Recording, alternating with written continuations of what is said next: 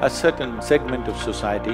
On one level, they're talking about gender equality, and another level, constantly denigrating the female form.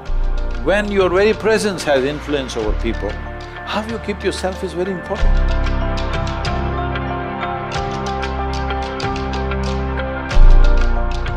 The first question is from Ritika. She asks about a recent issue where cricketers made a statement about women on a popular TV show.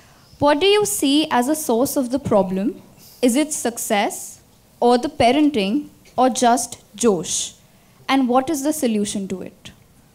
Well, I don't know the full detail of what they said, but they showed me one part of the conversation. Definitely there seems to be a problem with the parenting a bit.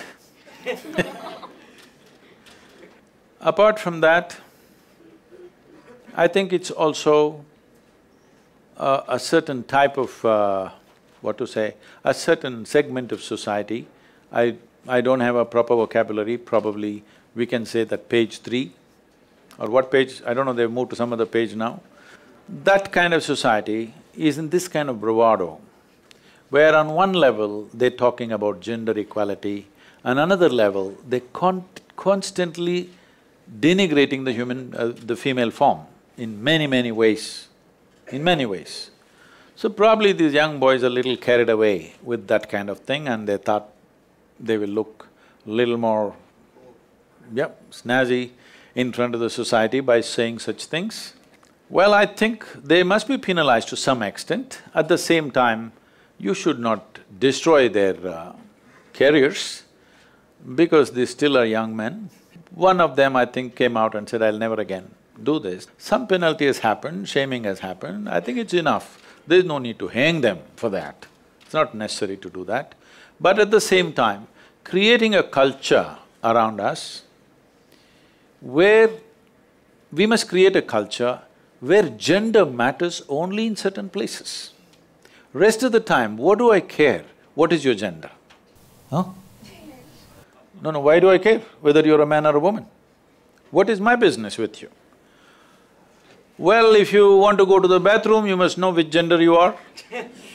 If you want to be in the bedroom, you must know which gender you are. Rest of the places, why should you know whose gender is what? You value them for what they can do and cannot do, isn't it? You're a journalist. My trouble with you will be, what kind of journalism will you do? Why do I care whether you're a man or a woman? Should it not be so?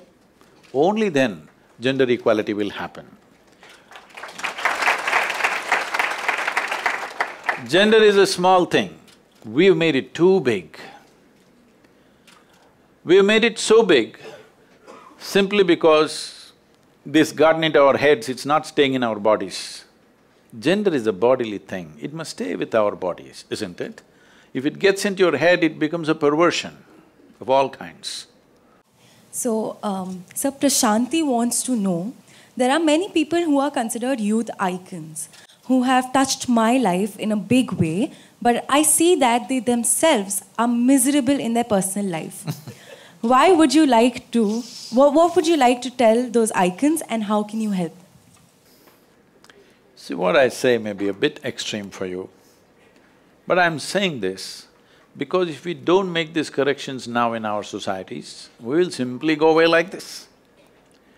Going away this way means, for example, right now, 38% of the European population is on psychiatric medication. 38%, not a small number. Why I'm taking Europe as an example is, this is a society which has enjoyed a longest period of material well-being. How that well-being came is another matter, okay? But whichever way it came, people have enjoyed such a long period of material well-being, but 38% is psychologically ill. If you want half of Europe to go crazy, you just pull out a few pharmaceutical formulations from the market, 38% will go crazy, totally out of control.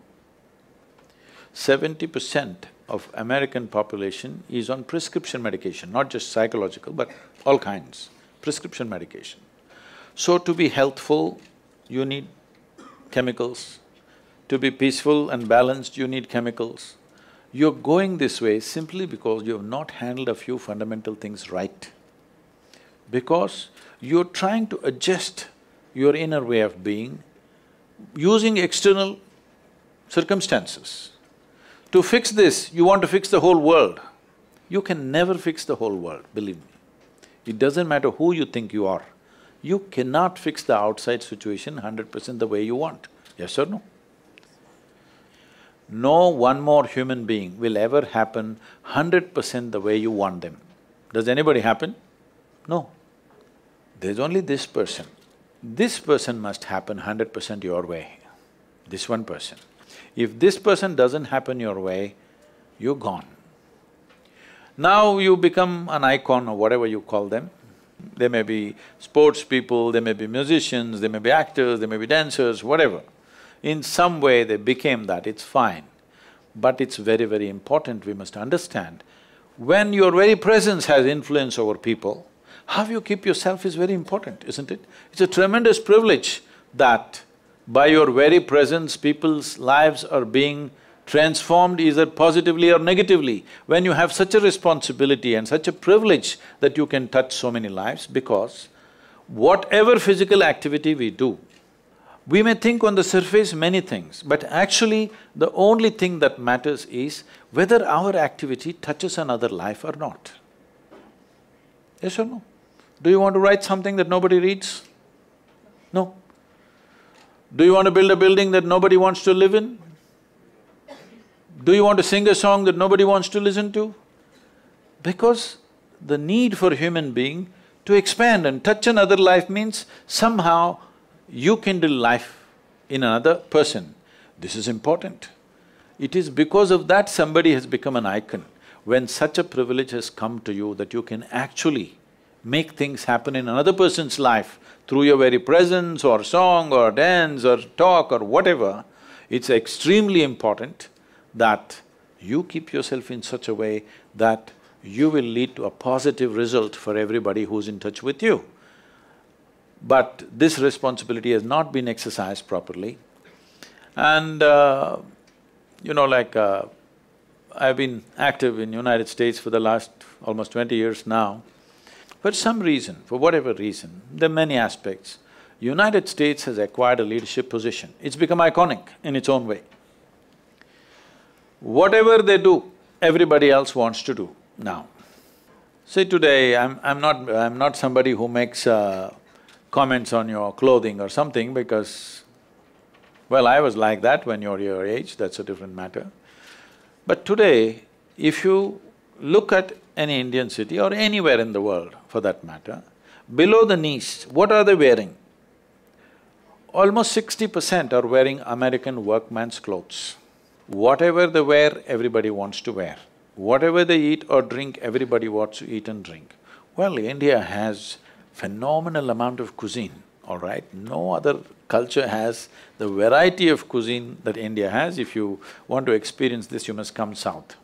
North is become all little… just one kind of masala everywhere But now you want to eat a burger, this was made for a hippopotamus. How do you eat like that? But that's become our way. Because why? Because the Americans are doing it. Well, even a kindergarten child knows this body needs oxygen. You also know, right? Even though you're a journalist, you still know.